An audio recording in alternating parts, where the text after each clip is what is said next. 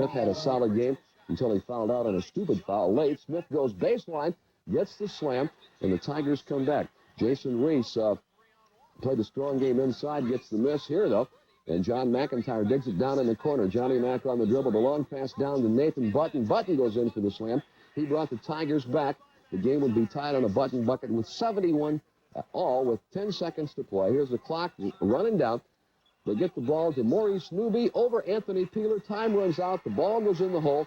And the Tigers have won 74-71. Or the Panthers win, rather, over the Missouri Tigers. Their first trip to the NCAA. Elsewhere this afternoon, in Georgetown's win over Texas Southern, the Hoyas a strong inside game. Alonzo Mourning with 2, 3, 4 players all over him. No difference. Skyhook. He gives to John Thompson. An easy day at the office for Mr. Thompson. Out of bounds play now. The long pass down to Mark Tillman. He goes in for the easy bucket. And just a real easy day for the Georgetown Hoyas. Matumbo, the big 7'2" boy, goes inside there for the Hoyas. 2 of his 18. Georgetown crushes Texas Southern 70-52. And for Duke, Ala Abnabay leading the way. Inside move on a Richmond miss. Abdelnabi with the rebound. Coach Krzyzewski having a fun day of it. Here's Abdelnabi with the rebound. The long pass down to Phil Henderson for the jam. Duke wins it 81-46. First round of the NIT wraps up tonight with a half a dozen games on the schedule. Among those games being played tonight, St. Louis will host Kent State. DePaul entertains Creighton. And Cincinnati will host Bowling Green. Our Heartland High School Athlete of the Week this week, Fairfield's Kelly Breen. Kelly helped the Fairfield basketball team make a trip to the state tournament earlier this month, which was their first since switching to the 5-player game. Paul Huff has more on Kelly Breen of Fairfield. Kelly Breen was named the Southeast Sevens Conference Player of the Year, and it's no wonder why. Breen was an integral part of the Trojanets' march to the state tournament. Not bad for a team that just started playing 5-on-5 only 2 years ago. I'm glad I got the chance to play these 2 years of 5-on-5, just for the fact that I am playing it next year. And it would be a lot harder next year for me if I hadn't. I enjoyed playing it a lot, and we probably would have been better if we had stuck to 6-on-6, but I do like 5-on-5. It's fun. Head coach Ron Hunderdoe says Kelly was the glue that held the team together. If there's any one person responsible, and she probably would be the person I would single out. She's got good leadership skills, and she gets along with people real well. So I would say that she probably is the one person that pulled the team together if anybody did. Now Kelly's gearing up for track season, where she'll compete in the shot put. She plans to attend Southwestern Community College in Creston next year and continue playing hoops. I'm Paul Huff, congratulating Kelly Breen, our Heartland High School Athlete of the Week.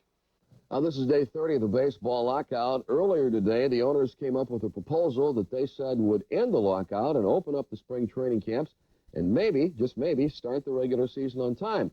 But at this, no response yet from the players on whether or not they will accept that proposal from the owners. The Iowa Boys State High School basketball tournament going on in Des Moines today. Top-ranked East Waterloo moved to the championship game in the Class 3A with an 81-72 win over Indianola. They'll play defending 3A state champ Iowa City High, as Iowa City High won their game late this afternoon, beating Ankeny. That 3A state championship game comes up tomorrow night.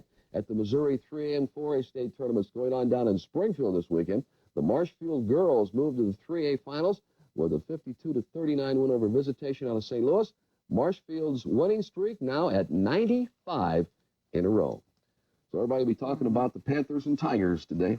Missouri's out. They will. Missouri has been eliminated by UNI on a Morris Newby three-pointer at the buzzer. Tigers did not play well. UNI played a great ball game, and they'll take on Minnesota, the third Big Ten team, by the way, to win in the first round in overtime, following Ohio State and Michigan State. And the Big Eight lost another team today. Kansas State goes by the boards. Okay, thanks, John. Well, when we come back, we're going to tell you where Roy Clem's been today. He and other media people got the royal treatment today in Ottumwa.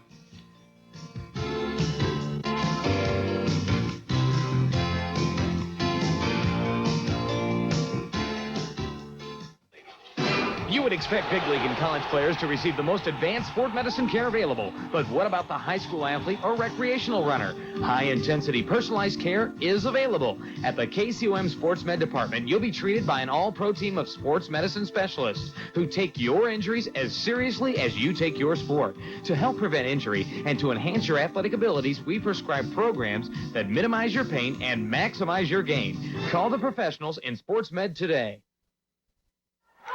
It's March Madness, and your hometown Chevy Geo dealer's having a Chevy shootout. Let's go courtside and meet 3 of the players. No team can match Chevy's backcourt of Corsica and Beretta, both with $1,200 cash back. And Cavalier seats 5 with $1,000 cash back. Ford Escort doesn't stand a chance.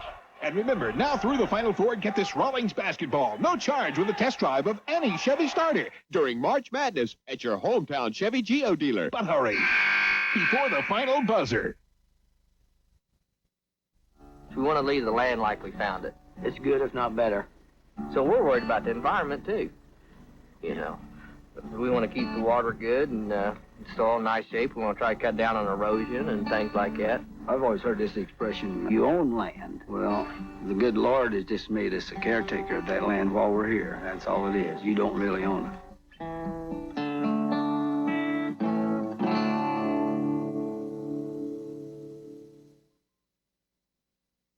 Today was Media Appreciation Day in Ottumwa. The red carpet for newspaper, radio, and television people was rolled out by Knoll Insurance and the Chamber of Commerce. Our own Roy Clem joined in the group. The agenda included an aerial tour of Ottumwa, lunch at the Greenbrier, a visit of the school district, and a sneak preview of the new high-tech building at Indian Hills Community College. So hopefully Roy had a good time. Now, they bought him lunch. Now, when we go out, we make Roy buy lunch. That's right. We'll have to do that next time. Well, do you think he'll let us have a limousine? Maybe. Take us to lunch? That sounds good. Of course, there's more basketball for some teams. Yeah, MIAA has 4 Yeah. teams in the Division II playoffs, led by Central Missouri State, your old alma mater. Some big games tonight coming up in the NCAA. Defending champion Michigan's opens up against Illinois State. Loyola Marymount, minus Hank Gathers, of course, plays their first game tonight. Purdue, Kansas, both in action. And Missouri Tigers will be licking their wounds all the way back to Columbia. And Eldon Miller and the Panthers of UNI are probably still celebrating up in Cedar Falls with their win over Missouri today. Okay, and a quick look at the forecast. Well, it's going to be a little more March-like as we head into the weekend, but still not all that bad. Temperatures, daytimes 50s, nighttimes 30s, and only 2 more weeks of little daylight savings time. Okay, thanks, Chris. And thank you for joining us. World News Tonight is next. Enjoy your evening. We'll see you back here at 10 o'clock.